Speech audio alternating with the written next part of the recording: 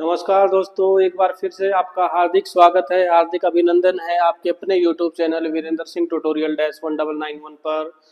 जैसा कि आपको पता ही है कि important question series political science के लिए चली हुई है और हिस्ट्री के हमने कुछ चैप्टर्स कवर किए हैं। पॉलिटिकल साइंस के भी कुछ कुछ चैप्टर्स हमने कवर किए हैं और आपके जो एग्ज़ाम अभी फाइनल एग्ज़ाम चले हुए हैं CBSE और हरियाणा बोर्ड दोनों को ध्यान में रखते हुए कुछ इंपॉर्टेंट क्वेश्चंस बनाए जा रहे हैं, गैस किए जा रहे हैं कि इनमें से ही क्वेश्चन जरूर आएगा और मैक्सिमम पॉसिबिलिटीज है कि जो क्वेश्चंस मैं आपके सामने लेके आ रहा हूँ इन्हीं में से ही कोई ना कोई क्वेश्चन जरूर आपके एग्जाम में जरूर आएगा, या तो 2 नंबर में या 4 नंबर में या 6 नंबर में। अभी MCQs कवर नहीं किए जा रहे, उनके लिए बाद में वीडियोस बनाई जाएंगी। फिलहाल जो सब्जेक्टिव क्वेश्चंस हैं 4 मार्कर्स के 6 मार्कर्स के उन्हीं को ही कवर किया जा रहा है। तो चैप्टर 1 हमने कवर कर लिया था लास्ट वीडियो में, अभी हम चैप्टर 2 को कवर कर रहे हैं जिसका नाम है contemporary of centres power. Chapter 2 जो है पॉलिटिकल साइंस क्लास 12 के लिए, कंटेम्प्रेरी ऑफ सेंटर पावर। इससे रिलेटेड इस चैप्टर से जो भी क्वेश्चंस इंपॉर्टेंट बनते हैं वो सारे के सारे मैंने आपके सामने कवर किए हैं। और फिर भी अगर कोई क्वेश्चन गलती से रह गया है तो आप कमेंट सेक्शन में ज़रूर मुझे बता सकते हैं कि ये क्वेश्चन रह गया है, तो ताकि मैं उसको नेक्स्ट वीडियो जो बनाऊंगा उसमें आपके क्वेश्चन को कवर किया जाए और बाकी बच्चों का भी बेनिफिट हो जाए। तो वीडियो को ज़्यादा लंबी ना करते हुए क्वेश्चंस के ऊपर चलते हैं डायरेक्टली। पहला क्वेश्चन है, name the pillars, sorry polar गलती से लिखा हुआ है, name the pillars and the objectives of the Asian community. ये 2 और 4 मार्कर्स में दोनों में कवर किया जा सकता है। अगर 2 मार्कर्स में है तो ऑब्जेक्टिव को आप कम कर देना, 2 पॉइंट्स में ही लिखना, 2 ही उसके पॉइंट्स लिखना, और ये अगर 4 नंबर में आ जाए तो ऑब्जेक्टिव 4 या 5 कर देना।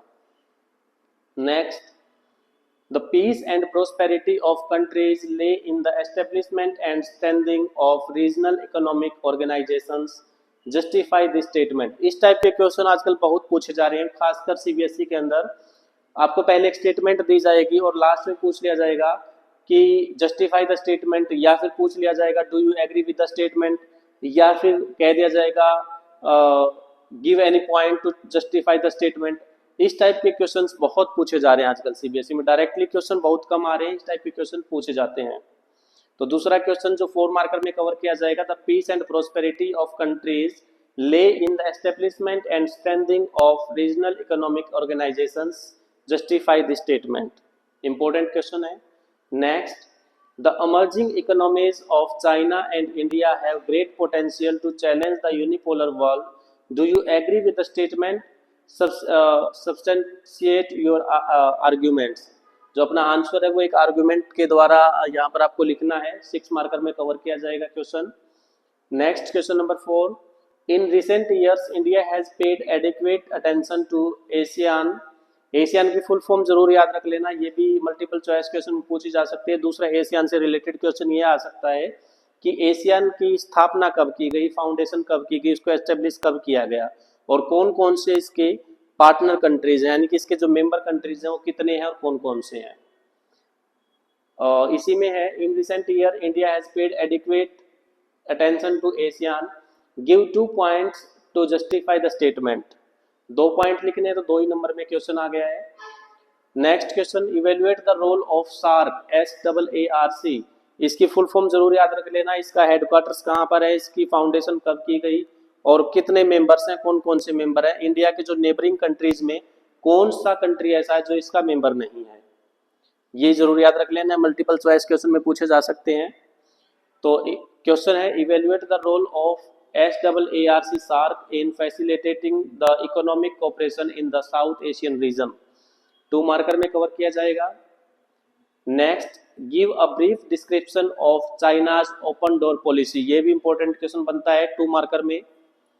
नेक्स्ट, इस क्वेश्चन को 2 तरीके से पूछा जा सकता है। The European Union is a nation state more than N economic union, justify the statement. मैंने पहले ही बताया था कि आजकल CBSE डायरेक्ट क्वेश्चन कम पूछता है और आपको एक स्टेटमेंट दी जाएगी, फिर उसके बाद पूछ लिया जाएगा या तो जस्टिफाई द स्टेटमेंट या फिर do you agree with the statement. इस टाइप से क्वेश्चन पूछे जाते हैं।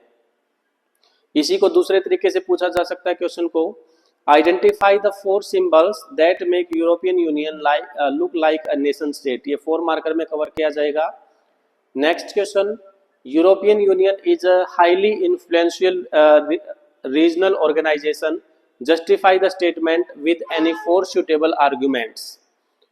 European Union is a highly influential regional organization, justify the statement with any 4 suitable arguments। ये क्वेश्चन आ सकता है। इसी को दूसरे तरीके से पूछा गया है, explain the role of European Union as a super national organisation. ये भी क्वेश्चन इसी का ही सेम क्वेश्चन है, लेकिन इसको दूसरे तरीके से पूछा गया है।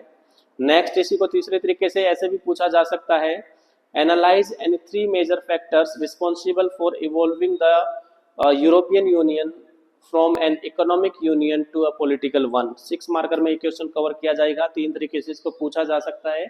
तीनों ही तरीके मैंने आपके सामने रख दिए हैं जिस तरीके से पूछा जा सकता है।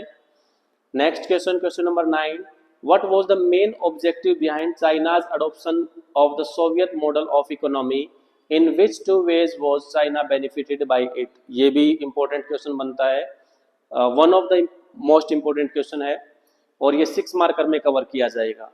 तो बेटा इस चैप्टर से आपके जो पॉसिबल क्वेश्चंस थे, जो मुझे लगा कि ये पॉसिबल क्वेश्चंस है आपके एग्जाम पॉइंट ऑफ व्यू से या आपके एग्जाम में आ सकते हैं, तो वो क्वेश्चंस मैंने कवर किए हैं। इसके बाद भी अगर आपको लगता है कि कोई क्वेश्चन रह गया या मैं उसको कवर नहीं कर पाया, तो आप कमेंट सेक्शन में ज़रूर बताना। वीडियो के अंदर इतने ही क्वेश्चंस हैं और वीडियो आपको अगर अच्छी लगे तो लाइक ज़रूर करना, अपने दोस्तों के साथ शेयर करना बिल्कुल ना भूलें। सब्सक्राइब आपने कर ही लिया है, अगर नहीं किया है तो जल्दी से जाके सब्सक्राइब कर लीजिए और बेल आइकन को प्रेस कर लीजिए ताकि आने वाले हर नोटिफिकेशन आपके चैनल के ऊपर पहुंच जाए। आपके एग्ज़ाम के लिए ऑल द बेस्ट और वीडियो देखने के लिए थैंक यू वेरी मच। जल्दी ही हम नेक्स्ट वीडियो के अंदर मिलेंगे और वीरेंद्र सिंह ट्यूटोरियल -1991 को सर्च करके आप यूट्यूब पे शेयर कर सकते हैं, या अगर आपने सब्सक्राइब नहीं किया है तो आप इसको सर्च करके सब्सक्राइब भी कर सकते हैं। Thank you very much.